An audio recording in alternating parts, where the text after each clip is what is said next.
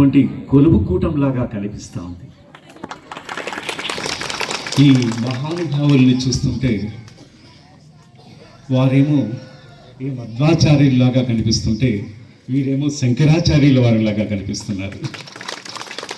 అక్కడేమో దశరథ మహారాజులాగా కనిపిస్తుంటే వీరేమో శ్రీరామచంద్రుడిలాగా కనిపిస్తున్నారు. హిందూ ధర్మాన్ని దేశ దేశాలలో ఖండ ఖండాలలో వ్యాపింపచేయటానికి సమకట్టినటువంటి నడుం కట్టినటువంటి ఒక సారథుల్లాగా ఒక వారధుల్లాగా కనిపిస్తున్నారు ఈ మహానుభావులు. వారి పాదపద్మాలకు నేను నమస్కారం చేస్తున్నాను. అసలు నేను ఈ కార్యక్రమానికి నాకు ఇచ్చిన సమయమే 15 నిమిషాలే, దాంట్లోనే ముగిస్తాను. ఈ కార్యక్రమానికి అసలు నేను హాజరు కాగలనా అనేటువంటి ఒక అనుమానం కలిగింది. చిత్తూరులో ఇంతకుముందు సార్ అంటున్నారు పర్యావరణ పరిరక్షణ గురించి, అదే కార్యక్రమానికి సంబంధించి ఒక కవి సమ్మేళనం ఏర్పాటు చేస్తే దానికి ప్రయోక్తగా నన్ను పెట్టారు. మధ్యలో రాలేకపోయాను. నిజానికి ఇది చాలా తప్పిదం. మహానుభావులైనటువంటి వారు వచ్చేటువంటి ముందు మనం రావాలి, కానీ వారు వచ్చిన తర్వాత నేను రావడం అనేటువంటిది నేను నిజంగా క్షమార్హున్నేమోనని అనిపిస్తుంది.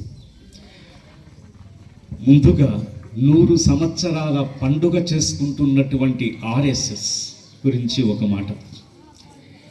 నాకు ఆర్ఎస్ఎస్ అంటే చాలా గౌరవం. ఎందుకంటే ఒకానొక సందర్భంలో దివిసీమలో వరదలు వచ్చినప్పుడు సుమారు 2 లక్షల మంది మరణించారు. ఆ 2 లక్షల మంది ఎలా ఉన్నారంటే ఆ నీటి మీద తేలుతున్నారు. శవాలను కాల్చడానికి సైన్యం వచ్చింది, పోలీస్ డిపార్ట్మెంట్ వచ్చింది, ఇంకా ఎన్నో స్వచ్ఛంద సంస్థలు వచ్చాయి. అందులో ఆర్ఎస్ఎస్ కూడా వెళ్ళింది. అయితే ఆ 2 లక్షల ఆ శవాలను కాల్చడానికి సుమారు 1,50,000 మందిని ఆర్ఎస్ఎస్ వాళ్ళే దహనం చేశారు పర్యావరణ పరిరక్షణ కోసం. సైన్యం కూడా చేయలేనటువంటి పని అది, స్టేట్ గవర్నమెంట్ కూడా చేయలేనటువంటి పని అది, సెంట్రల్ గవర్నమెంట్ కూడా చేయలేనటువంటి అంత బృహత్ కార్యక్రమాన్ని ఒక ఆ గవర్నెన్స్ ఆ ఆర్ఎస్ఎస్ చేయటం అనేటువంటిది నిజంగా ఆర్ఎస్ఎస్ కార్యకర్తలకి నేను చేతులెత్తి నమస్కరిస్తున్నాను. అంతేకాదు, ఇంతకుముందు సార్ అన్నారు అఖండమైనటువంటి భారతదేశంలో అటు అటక్ నుంచి ఇటు కటక్ వరకు, అటు కాశ్మీరం నుంచి ఇటు కన్యాకుమారి వరకు ఉన్నటువంటి ఈ అఖండమైన భారతదేశానికి తలమానికం కాశ్మీర భూమి. ఆ కాశ్మీర భూమి మనకు శిరోధారం. అలాంటి ప్రాంతంలో మనకు స్వతంత్రం వచ్చినా ఎన్నో 10 సంవత్సరాలు గడిచిపోతున్నా త్రివర్ణ పతాకాన్ని ఎగురవేయడానికి మనకు సాహసం లేకపోయింది గవర్నమెంట్ కూడా. అలాంటప్పుడు ఆర్ఎస్ఎస్ కార్యకర్తలు ప్రధానులై ఆ కాశ్మీర భూమికి వెళ్ళి అక్కడ త్రివర్ణ జెండాను ఎగరవేసినటువంటి ఖ్యాతి ఎవరికి లభించిందంటే మన ఆర్ఎస్ఎస్ కార్యకర్తలకు మాత్రమే లభించింది. అంతేకాదు అయోధ్య నగరంలో మన ఊర్లో కూడా అయోధ్య రాముడైనటువంటి ఆ శ్రీరామచంద్రునికి అద్భుతంగా దేవాలయాలు కట్టుకుంటాం. కానీ అయోధ్య నగరంలో శ్రీరామచంద్రునికి ఒక పందిరిలాగా వేశారు. అది చూసి అందరి హృదయం ద్రవించింది. కానీ ఆర్ఎస్ఎస్ కార్యకర్తల హృదయం మాత్రం రగిలిపోయింది. ఎట్లయినా సరే మన ఊరిలోనూ రామచంద్రుని యొక్క దేవాలయం వెలసినప్పుడు ఆయన పుట్టినటువంటి అయోధ్య నగరంలో ఆయనకు దేవాలయం లేకపోవటం ఏంటి అనేటువంటి ఉద్దేశంతో ఒకానొక సందర్భంలో గవర్నమెంట్ వారు ఏ విధంగా అడ్డగించినా కానీ వాళ్ళ వలయాలన్నింటినీ ఛేదించుకొని ఒక్కొక్కరు ఒక ఇటుక ముక్క, ఒక్కొక్కరు ఒక సిమెంటు, ఒక్కొక్కరు ఒక ఇసుక, ఇలాంటివన్నీ తీసుకుపోయి ఆలయ నిర్మాణాన్ని చేసినటువంటి వారు ఎవరంటే ఆర్ఎస్ఎస్ కార్యకర్తలు మాత్రమే అని తెలియజేస్తున్నాను. నిజమైనటువంటి భారతదేశం యొక్క రక్తం ఎవరిలో ప్రవహిస్తుంది అంటే ఆర్ఎస్ఎస్ కార్యకర్తల మీదలోనే. అలాంటి దేశభక్తులు ప్రపంచంలో ఏ అవనికి కూడా లేరేమోనని అనిపిస్తుంది. కాబట్టి అలాంటి ఆర్ఎస్ఎస్ కార్యకర్తలు సంబంధించినటువంటి సంస్థ ప్రారంభమై ఈ రోజు 100 సంవత్సరాల వేడుక జరుపుకుంటున్నటువంటి ఈ సమయంలో 10 లక్షల ప్రాంతాలలో ఈ సభలు నిర్వహిస్తున్నారు. సుమారు 147 కోట్ల ప్రజల భారతీయుల గుండెల్లో ఈ రోజు రామనామం ప్రతిధ్వనిస్తోంది. కాబట్టి దీనికంతా ఈ యావత్ భారతదేశాన్ని ఒక తాటి మీద, ఒక బాట మీద, ఒక కోటలో నిలిపినటువంటి ఘనత, చరిత ఎవరికి సంబంధిస్తుందంటే అది ఒక ఆర్ఎస్ఎస్ కార్యకర్తలకు మాత్రమే సంబంధిస్తుంది. కాబట్టి అలాంటి దేశభక్తి కలిగినటువంటి మిమ్మల్ని దర్శనం చేసుకోవటం అనేటువంటిది నేను సాక్షాత్తు శ్రీరామచంద్రుని దర్శనం చేసుకున్నట్టుగానే నాకు అనిపిస్తా ఉంది. అలాంటి కార్యక్రమం ఇది. ఇలాంటి కార్యక్రమంలో భారతదేశానికి సంబంధించి అంటుంటారు, ఏ దేశమెక్కినా, ఎందుకాలిడినా, ఏ పీఠమెక్కినా, ఎవ్వరెదురైనా పొగడరాని తల్లి భూమి భారతిని, లేదురా ఇటువంటి భూదేవి ఎందు, లేరురా మన వంటి పౌరులింకెందు, ఏ పూర్వపుణ్యమో ఏ యోగ బలమో జయించినాడవి స్వర్గఖండమున, ఏ మంచు పువ్వులను ప్రేమించినావో నేను మోస నీ తల్లి కనక గర్భమున అన్నారు. ఇది మామూలు సాదా సీదా దేశం కాదు, సాదా సీదా ప్రాంతం కాదు, భూమి కాదు. ఆకాశంలో ఉన్నటువంటి స్వర్గలోకంలో ఉన్నటువంటి ఆ స్వర్గమే ఒక ముక్క విడిపడి అది భూమి మీద పడితే అది భారతదేశమైందని చెప్తున్నారు. ఇలాంటి భారతదేశానికి సంబంధించి అసలు ప్రపంచంలో ఎప్పుడో చరిత్ర ఎప్పుడో పుట్టింది. మన సార్ వాళ్ళు అంటున్నారు, ఎన్నో లక్షల సంవత్సరాల ముందు ఆవిర్భవించినటువంటి దేశం ఈ భారతదేశం అని. ఆర్యావర్తం అంటున్నారు. ఆర్యావర్తం అంటే ఈ ప్రపంచంలోనే మొట్టమొదటిసారిగా ఒక దేశంగా ఏర్పడినటువంటి ప్రాంతం ఏదంటే అది ఒక భారతదేశం మాత్రమే. ప్రప్రథమంగా ఏర్పడింది అది. అలాంటి ఆర్యావర్తం కొన్ని లక్షల ముందు ఏర్పడినా కానీ ఈ దేశాన్ని ఇంతవరకు 1700 సంవత్సరాలు, క్రీస్తు శకం 1700 సంవత్సరాల వరకు ప్రపంచంలో భారతదేశం ప్రపంచంలో నంబర్ 1 దేశం అనిపించుకుంది. మనం అనుకుంటాము ఈ రోజు ఇది నిజమా, ఏదో ఊరికే ఉసుపోక ఉపన్యాసం చెప్తున్నారు అనేటువంటి ఉద్దేశంతో మనం అనుకుంటాం. నిజానికి భారతదేశానికి సంబంధించిన తక్షశిల విశ్వవిద్యాలయం ప్రపంచంలో మొట్టమొదటిసారిగా ఏర్పాటు చేసినటువంటి విశ్వవిద్యాలయం. ప్రపంచంలో ఉన్నటువంటి అనేక దేశాల నుంచి, అనేక ఖండాల నుంచి సుమారుగా 10,500 తక్షశిల విశ్వవిద్యాలయానికి, నలంద విశ్వవిద్యాలయానికి వచ్చి విద్యాధ్యయనం చేశారంటే ఆ రోజు ఇతర దేశాల నుంచి మన దేశంలో విజ్ఞానం లేదు, మన దేశంలో శాస్త్రాలు లేవు, మన దేశంలో చదువు సంఖ్యలు లేవు. మనం ఇవన్నీ నేర్చుకోవాలంటే, ఆ గణితం నేర్చుకోవాలంటే, ఆ ఖగోళం నేర్చుకోవాలంటే, అలాంటి విద్యలన్నీ నేర్చుకోవాలంటే మనం భారతదేశానికి వెళ్ళాలి అని క్యూ కట్టి వచ్చారు ఇతర దేశాల నుంచి. మరి భారతదేశం నంబర్ 1 దేశం కాదా? ఇతర దేశాల్లో తినడానికి తిండి లేనటువంటి సమయంలో మన రాయలసీమ అని పిలిపించుకునేటువంటి రాయలసీమలో కూడా రత్నాలు, ముత్యాలు, రాసులు సంపారు. ఇది ప్రపంచంలో నంబర్ 1 దేశం కాదా? ఇతర దేశాలకు ఒక ధర్మాన్ని, ఒక న్యాయాన్ని, ఒక నీతిని, ఒక ధర్మాన్ని, ఒక అభిమానాన్ని చాటి చెప్పినటువంటి దేశం మన భారతదేశం. ఇది ప్రపంచంలో నంబర్ 1 దేశం కాదా? ఇవి చాలాదా మనం చెప్పుకోవటానికి. కాబట్టి ఆ 17వ శతాబ్దం వరకు మన సారన్నట్టుగా ఈ దేశం ఎక్కడ చూసినా కానీ సంపద ఒక సముద్రమై ఉంది. దాన్ని తోడుకుంటూ పోయారు చాలా ఇతర దేశాలకు సంబంధించి. ఒకానొక సందర్భంలో సోమనాథ దేవాలయం అనేటువంటి దేవాలయంలో ఉన్నటువంటి బంగారునంతా తొలచి తర్వాత అరేబియా దేశానికి పంపించడానికి రోజుకు 100 ఒంటెల మీద పంపిస్తే ఒక్క దేవాలయంలో ఉన్నటువంటి బంగారం ఏమాత్రము తరగలేదు. అలాగా 6 నెలల కాలం పాటుగా ఆ దేవాలయాన్నంతా, గోడలనంతా, గోపురాలనంతా, ప్రాకారాలంతా ఒలిచి ఆ దేవుళ్లకు సంబంధించిన బంగారాన్నంతా ఒలిచి పంపిస్తే 6 నెలల కాలం పట్టింది ఆ బంగారాన్ని ఇతర అరేబియా దేశానికి పంపించడానికి. అలాంటిది 1 కాదు, 2 కాదు, 100 కాదు, 200 కాదు, కొన్ని వేల దేవాలయాలన్నీ మన భారతదేశంలో వెలిశాయి. మరి ఎంత సంపద చూడండి. ఒకానొక సందర్భంలో మనల్ని గురించి మనం చెప్పుకుంటే తక్కువ అవుతుంది. కానీ చైనా దేశానికి సంబంధించినటువంటి విదేశీ యాత్రికులుగా ఉన్నటువంటి వారు హుయాన్ సాంగ్ అనేటువంటి వారంతా కూడా వచ్చి భారతదేశానికి సంబంధించి చరిత్ర రాశారు. అదేంటంటే కాశీ నగరానికి సంబంధించినటువంటి ఆ పురవీధుల గుండా వస్తున్నటువంటి సందర్భంలో రోడ్డు పక్కన బంగారు ముద్దలు కనిపించాయి. అయ్యో, ఇక్కడ 2 బంగారు ముద్దలు ఉన్నాయి, విలువ చాలాగా ఉంటుంది. కానీ ఇదే ప్రాంతంలో, ఇదే రహదారిలో ఎంతో మంది పోతున్నారు, వారు వస్తున్నారు, కానీ ఎవరు కూడా వీటిని తాకటం లేదే అనేటువంటి ఉద్దేశంతో వారు అనుకుంటున్నారు. అయినా మనం తీసుకుందాం అనుకుంటే మనం ఎలా తీసుకుని మనం దేశ సంచారం చేయాలా, ఈ దేశానికి సంబంధించినటువంటి గొప్పతనాల్లో, ఈ దేశానికి సంబంధించిన చరిత్రలో మనం ప్రపంచానికి వెలుగులోకి తీసుకురావాలా అనేటువంటి ఉద్దేశంతో మనం వచ్చాం. మనం ఎలా తీసుకొని పోతాం అనేటువంటి ఉద్దేశంతో అనుకుని 6 నెలల పాటుగా ఆ అసోతు హిమాచల పర్యంతం అంతా పర్యటించి తిరిగి 6 నెలల తర్వాత అదే మార్గం గుండా వస్తే అక్కడ బంగారు ముద్దలు 2 అక్కడే ఉన్నాయి.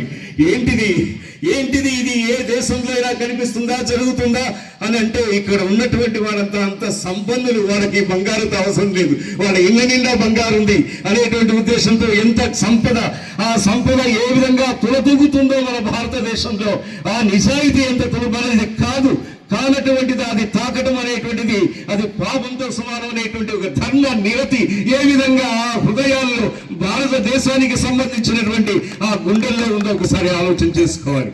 అదే భారతదేశానికి సంబంధించి వివేకానంద స్వామి ఉన్నది సమయం తక్కువ కాబట్టి నేను నేరుగా షార్ట్ కట్ లో వెళ్ళిపోతాను.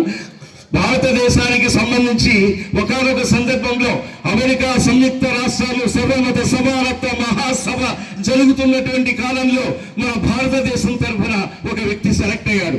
కానీ వివేకానంద స్వామి ఆ రోజు మన భారతదేశాన్ని పరిపాలన చేస్తున్నటువంటి ఆ రాజు యొక్క భార్య దగ్గరికి వెళ్ళి, అమ్మా నేను కూడా వెళ్ళాలనుకుంటున్నాను అనేటువంటి ఉద్దేశంతో అభ్యర్థించినప్పుడు ఆల్రెడీ ఒక అతన్ని సెలెక్ట్ చేసుకున్నాము, మరి రెండో వ్యక్తిగా నిన్ను ఎలా పంపించగలం అనేటువంటి ఉద్దేశంతో అంటూ ఉంది. ఈ లోపల అతని యొక్క ఆంగ్లంలో ఉన్నటువంటి పాండిత్యానికి అబ్బురపడి ఇతన్ని కూడా పంపిస్తే బాగుంటుంది అనేటువంటి ఆలోచన కలిగింది ఆ తల్లికి, ఆ మహారానికి. వెంటనే ఆమె రికమెండ్ చేసింది. ఈ రికమెండేషన్ తో ఆయన కూడా హాజరయ్యారు, అమెరికా దేశానికి వెళ్ళారు. అక్కడ 200 దేశాలకు సంబంధించినటువంటి ప్రతినిధులంతా అక్కడ కూర్చొని ఉన్నారు. ఆ సభ జరుగుతోంది. అలాంటప్పుడు అక్కడ కూర్చున్నటువంటి వాళ్ళు, అక్కడికి వచ్చినటువంటి వాళ్ళు ఎలా ఉన్నారంటే అది శీతల దేశం కాబట్టి చాలా చలి ఎముకలు గట్టేటువంటి ఆ చలిగా ఉంటుంది కాబట్టి, నరాలు చిమ్ముమనేటువంటి చలిగా ఉంటుంది కాబట్టి అందరూ కోట్లు షూట్లు ఇవన్నీ వేసుకొని వచ్చారు. కానీ మన వివేకానంద స్వామి మాత్రమే ఒక కాషాయంబరధారిలాగా ఇలాగా వచ్చాడనమాట. వివేకానంద స్వామి వీరిని చూస్తుంటే నిజంగా వివేకానంద స్వామి లాగా, వారిని చూస్తుంటే పరమహంస రామకృష్ణ పరమహంస లాగా అనిపిస్తున్నారు. అలాగే కౌపీలం పెట్టుకొని కూర్చున్నాడు, ఆ మధ్యలో కూర్చున్నాడు. ఆ చుట్టూ ఉన్నటువంటి వాళ్ళంతా ఏమనుకుంటున్నారంటే ఎవరో సన్యాసి, ఒక సాధువు మా మధ్యలో కూర్చున్నారు కాబట్టి అతనికి ఏం ఇంగ్లీష్ తెలుస్తుంది, అతనికి ఏం ఇంగ్లీషు భాష మీద పట్టు ఉంది అనేటువంటి ఉద్దేశంతో భావించుకుంటున్నారు. అందరూ అక్కడికి వెళుతుంటే వాళ్ళ దేశం ఎలా పిలుస్తున్నారంటే ABCD అనేటువంటి ఆల్ఫాబెటికల్ ఆర్డర్ లో ఏ అక్షరంతో వచ్చినటువంటి దేశాలని, తర్వాత B అక్షరంతో వచ్చే దేశాలని, తర్వాత C అక్షరంతో వచ్చేటువంటి దేశాలని, ఈ దేశాలంటే ఒక్కొక్కటే పిలుస్తున్నారు. ఆ పిలిచినప్పుడు ఆ దేశానికి సంబంధించినటువంటి వాళ్ళంతా ఆ స్టేజ్ మీదకి ఎక్కి వాళ్ళ దేశానికి సంబంధించిన గొప్పతనాన్ని గురించి తెలియజేస్తూ 3 నిమిషాలు అవుతూనే వారు బెల్లు కొడుతూనే వారు వచ్చేస్తున్నారు. ఆ తర్వాత 1000 మందిలో ఒక మంచి చక్కగా మాట్లాడేటువంటి ఒక వ్యక్తిని తయారు చేయాలంటే చాలా బాగా మాట్లాడగలిగే వారే ఉంటారు. 1,00,000 మందిలో అయితే ఇంకా బాగా మాట్లాడేటువంటి వాడు ఉంటారు. 1,00,00,000 మందిలో అయితే ఇంకా బాగా మాట్లాడేటువంటి వాడు ఉంటారు. ఇంకా ఆ దేశాలకు సంబంధించి కొన్ని కోట్ల మంది మనుషుల మధ్య ఎన్నిక కాబడినటువంటి వక్త ఎలా ఉంటాడు అంటే అత్యద్భుతంగా మాట్లాడేటువంటి వాడు ఉంటాడు. మరి వాళ్ళకి ఇచ్చినటువంటి సమయం 3 నిమిషాలే. మరి 200 దేశాలు కదా, ఒక్కొక్కరికి 3 నిమిషాలైనా 600 నిమిషాలు అయిపోతుంది కదా. అంటే సుమారుగా 60తో భాగిస్తే 10 గంటల సేపు ఎక్కడ కూర్చుంటారు అక్కడ ఉండేటువంటి వాడు ఓపికగా. అందుకోసం వాళ్ళకి ఇచ్చినటువంటి సమయం 3 నిమిషాలే. ఆ 3 నిమిషాలు అవి కాకుండానే పెళ్లి కొట్టేస్తారు. ఆ దేశానికి ప్రతినిధిగా వచ్చినటువంటి వాడు ఎంతటి గొప్ప వక్త 3 నిమిషాలు అయిపోయినటువంటి వెంటనే వెళ్ళి కూర్చోవాలి బెల్లి వినిపించగానే. ఆ తర్వాత అందరూ వస్తున్నారు. వచ్చినటువంటి వాళ్ళంతా ఏమని సంబోధిస్తున్నారంటే లేడీస్ అండ్ జెంటిల్మెన్ అనేటువంటి ఉద్దేశంతో సంబోధిస్తున్నారు. లేడీస్ అండ్ జెంటిల్మెన్ అంటే యువతి యువకుల్లారా అని. అందులో ఏ విధమైనటువంటి ఆర్ద్రత, ఆప్యాయత, అనురాగం ఏమీ కనిపించదు మనకు. కానీ వివేకానంద స్వామి వరుస వచ్చింది. ఇండియానే ఐ అనేటువంటి అక్షరం దగ్గరకు వచ్చే వాళ్ళకి వివేకానంద ఫ్రమ్ ఇండియా అన్నారు. అప్పుడు అందరూ కోట్ల మధ్యలో ఒక ఆయన సాధువులాగా, సన్యాసిలాగా కూర్చున్నటువంటి అతను లేచాడు. లేచిన వెంటనే అప్పుడు కనిపించింది అసలు ఆయన విగ్రహం. నిజంగా చెక్కిన విగ్రహం లాగా ఉన్నారు. ఇంతవరకు ఏదో సాధువు అనుకున్నాము, సన్యాసి అనుకున్నాము, ఆయనకేం ఇంగ్లీష్ వస్తుంది అనుకున్నాము. ఒక్కసారి లేచిన వెంటనే ఎంత టీవీగా కనిపిస్తున్నాడు, ఎంత రాజసంగా కనిపిస్తున్నాడు, ఎంత వైభవంగా కనిపిస్తున్నాడు అని అనుకున్నారు. ఆయన నడిచిపోతుంటే ఆ వేదిక పైకి ఒక సింహం నడిచిపోయినట్టుగా ఉంది. ఆశ్చర్యపోయారు. ఏంటి ఇలాంటి స్మరద్రూప్యని మనం ఎప్పుడైనా చూసావా అనేటువంటి ఉద్దేశంతో అనుకున్నారు. ఆయన పైకి వెళ్ళాడు. పైకి వెళ్ళిన తర్వాత ఆయన మొట్టమొదటిసారిగా మాట్లాడినటువంటి మాట ఏమిటంటే, అది ప్రపంచంలో ఇంతవరకు ఎప్పుడు ఎవరిని ఏ సభలోనూ మాట్లాడినటువంటిది కాదు. అది కొత్తదనమైనటువంటి సంబోధన. Dear brothers and sisters of America అన్నాడు. అమెరికా దేశంలో ఉన్నటువంటి నా అన్నల్లారా, నా తమ్ముళ్ళారా, నా అక్కల్లారా, నా చెల్లెళ్ళారా అని ఇంత దగ్గరగా మాట్లాడినటువంటి వ్యక్తి అంతవరకు ప్రపంచంలో ఎవరూ లేరు. మొట్టమొదటిసారిగా హృదయాన్ని టచ్ చేసి నగసిక పర్యంతం పురకాంకితం చేసినటువంటి సంబోధనతో వినిపించినటువంటి వ్యక్తి మూర్తి ఎవరంటే వివేకానంద స్వామి. ఆ మాటలు వినంగానే ఇంతవరకు ఇలాంటి పరామర్శ, ఇలాంటి సంబోధన మనం ఎప్పుడూ వినలేదే, ఎంత దగ్గరగా పిలిచారు, తనను మనలో కలుపుకున్నట్టుగా ఉంది అనేటువంటి ఉద్దేశంతో ఒక్కసారిగా అక్కడ ఉన్నటువంటి వాళ్ళంతా క్లాస్ కొట్టడానికి ప్రారంభించారు. ఎంత సమయం క్లాస్ కొట్టారంటే 3 నిమిషాల సేపు క్లాస్ కొట్టారు. అతనికి ఇచ్చినటువంటి సమయం ఎంత? 3 నిమిషాలే. నాకన్నా 15 నిమిషాలు ఇచ్చారు ఇక్కడ. కానీ ఆయనకి ఇతర దేశాలు, ఖండాలు, సముద్రాలు, పడవలు అవన్నీ దాటుకొని పోయినా కానీ ఆయనకి ఇచ్చినటువంటి సమయం 3 నిమిషాలే. కానీ ఆ 3 నిమిషాలు అయిన తర్వాత ఇంకా మాట్లాడడానికి ఆయనకి సమయమే లేదు. ఎందుకంటే క్లాస్ 3 నిమిషాలు పడిపోయినాయి. కానీ బెల్ కొట్టేటువంటి అతను మర్చిపోయాడు. ఏంటి, బెల్ కొట్టాలి కదా, 3 నిమిషాలు అయిందని. కానీ ఆయన మాట్లాడుతూనే ఉన్నాడు. 3 నిమిషాలు కాదు 30 నిమిషాలు అయిపోయింది. 30 నిమిషాలు కాదు 1 గంట అయిపోయింది.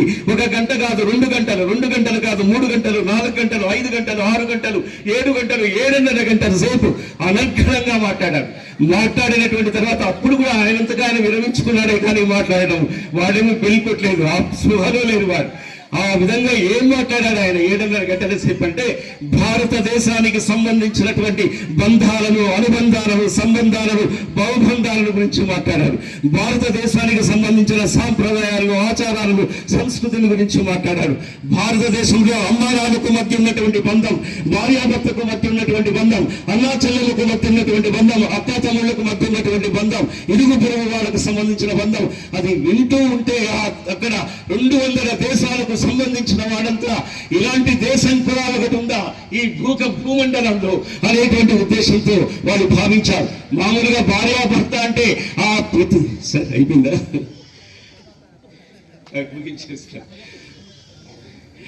అయిపోయింది. ఓకే, అందరూ ఉండండి, ఎక్కడ లేచిపోకుండా భోజనం ఉంది, భోజనం చేసుకొని వెళ్ళండి. ముగించేస్తాం. భార్యాభర్తలు అంటే అది ఒక్కసారి ఆ శ్రీమూర్తి తమ చేయి వేలు పట్టుకొని ఆ 7 అడుగులు నడిచిందంటే కష్టాలలో కానీ, సుఖాలలో కానీ, బాధలలో కానీ, వ్యధలలో కానీ, రొదలలో కానీ, సంతోషాలలో కానీ దేంట్లో కూడా నిండు నూరేళ్లు నీతోనే కలిసి జీవిస్తాను అనేటువంటి ఒక యజ్ఞం చుట్టూ తిరిగి ఆ మంత్రాలన్నీ చదువుతూ తర్వాత పవిత్రమైనటువంటి ఈ దాంపత్య జీవితంలోకి అడుగు పెడతారు. కానీ ఇతర దేశాలు ఒకే నిమిషం తీసుకుంటాను. ఇతర దేశంలో అలా కాదు.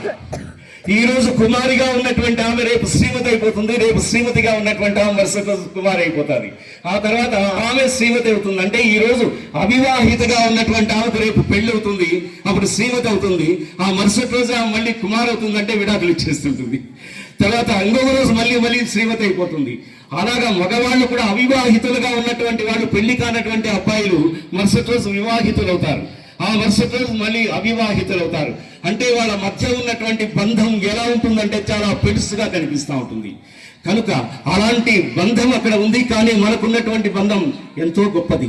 అంతేకాకుండా బిడ్డకి తల్లికి మధ్య ఉన్నటువంటి బంధం ఎలా ఉంటుందంటే ఆ బిడ్డను కన్నటువంటి తర్వాత ఆ తల్లి గుండెలకు హక్కును చేర్చుకుని ఆ బిడ్డకు సంబంధించిన సకలము ఆమె చేస్తూ ఉంటుంది.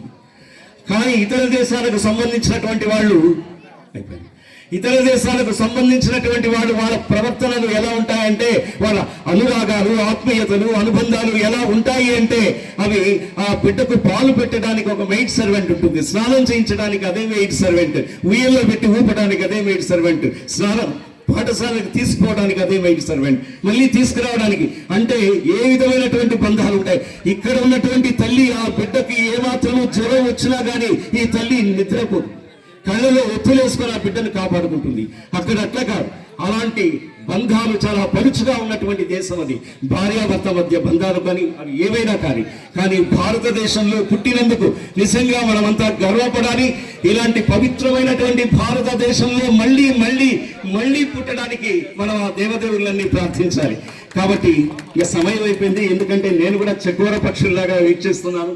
మన దివ్య పూజనీయులైనటువంటి మహనీయులు, ఆ మహనీయుల యొక్క దివ్య ప్రవచనం, దివ్య అభిభాషణం, దివ్య ప్రసంగం ఎదురు చూస్తున్నాను.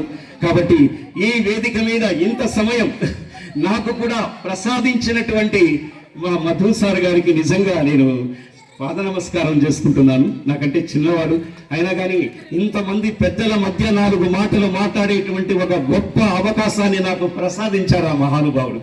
ఎందుకంటే మాతృదేవో భవ, పితృదేవో భవ, ఆచార్య దేవో భవ, అతిథి దేవో భవ అంటున్నారు. మాతృదేవోభవ అంటే మన భారతదేశానికి సంబంధించిన, మన హైందవ సంస్కృతికి సంబంధించిన విషయాలు. మాతృదేవోభవ అంటే అక్కడ సమస్తమైనటువంటి భూమినంతా పేపర్ చేసి 7 సముద్రాల్లో ఉన్నటువంటి నీటినంతా కూడా ఇంకుగా మార్చి నమ్మ చరిత్రను రాయాలంటే అందులో 100వ భాగం కూడా రాయలేమంటున్నారు. అలాంటి మాతృమూర్తిని గౌరవించే వాళ్ళు ఎంతమంది ఉన్నారు ఇతర దేశాల్లో? మాతృమూర్తికి గుడి కట్టేటువంటి వాళ్ళు ఎంతమంది ఉన్నారు ఇతర దేశాల్లో?